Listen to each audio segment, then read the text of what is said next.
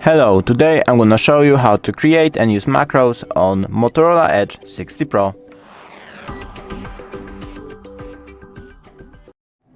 First, we need to go to Play Store, so just scroll up, click on the search bar, write Play Store, open it up, click on the search icon, then on the search bar, write Automate, install it,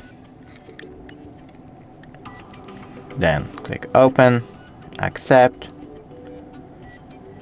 plus, and now you can make your own macros. Click on the plus button, say camera and sound, and check if the audio device is connected, then connect it. If yes, then do something, if no, do something else, and that's it.